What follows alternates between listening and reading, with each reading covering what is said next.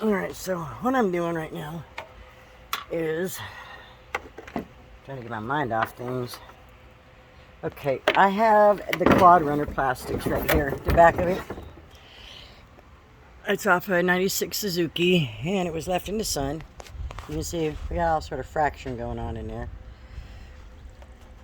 You can see all these lines here and here. Come around this side. I already done some welding up in here on those spots. You can see in there the edge of the wire mesh where I put a patch in there. Had to. This one here split pretty bad. Okay, clean through and through. I got this corner done on the outside. This one, we ain't even gonna talk about that. So, yeah, really.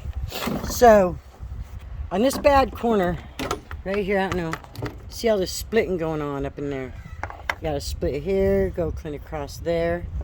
You got a split here, here, it's just shattered. The plastics has got stress marks, but still, this is just through and through shattered, and this is the main support that holds it on. So, let's see if we can't get this where you guys can see it a little better. There we go. Sorry about that. Okay, so on the other side, flip side of that,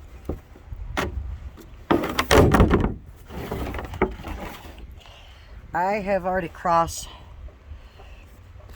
cut it and blended just a little bit, and now I'm about to ready to put on my patch. So what I've done is I cut me a piece that fits in there. I gotta cut that hole out first. I always do that first. And that's about it. A couple little sticks. The glue kind of goes a long way. So, little plate.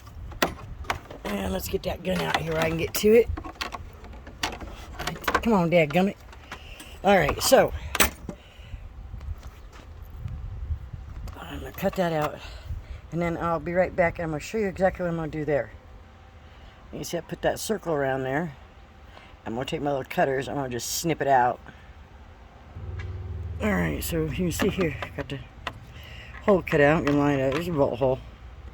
I bent my mesh. It's already kind of pre-fit there.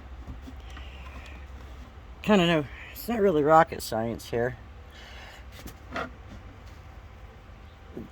I'm going to take my gun. Hot. And what I'm going to do is I'm just going to kind of tack it in there. You don't got to rub it around or nothing. I'm just going to take that corner there and I'm going to tack it down this way. Get it good and hot. Just let it melt in there.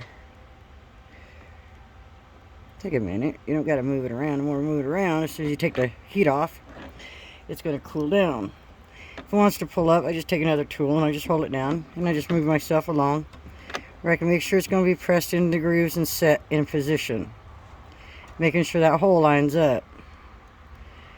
Remember, metal is cold. It's going to take a minute, so moving it around just loses the heat you got there. Like I see a lot of people do, they just move it around and say, hurry, just, you know, take your time. It ain't about that. It's about applying heat sufficiently and then moving on to the next spot. One spot at a time. See, I got a spot there. Now I'm good. I'm just going to hold that down there while it dry. Cools off.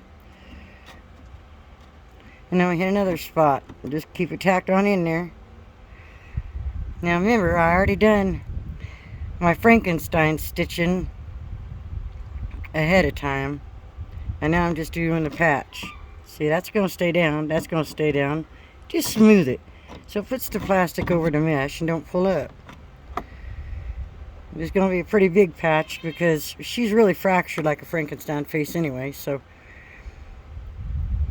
one time I used over 3,000 zip ties on a dashboard for a Dodge truck. Yeah, so we know that drill. Hold her on in there, let her cool up. So this is going to take a little bit. And you just got to kind of be patient. Next step, going to take even longer.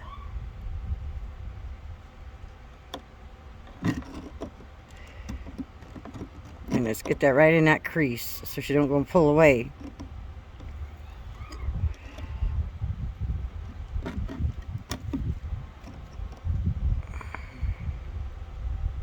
I just don't let it ooze. I'm in a corner. See, there's a little ooze. Okay, now let's do on that wall.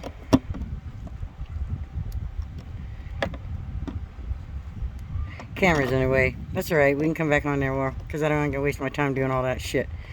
And then you just kind of take your your stick rod. And again, you still have to heat every spot. I just tacked it. So you want to get this in there. And you also want to get some more plastic over the top to seal it. And it's just an example. See how you're going to cover the mesh? And that's pretty much all there is to it. Do it all the way around. Fill her in. And, boy, I'll tell you, she's strong. Just don't melt her through.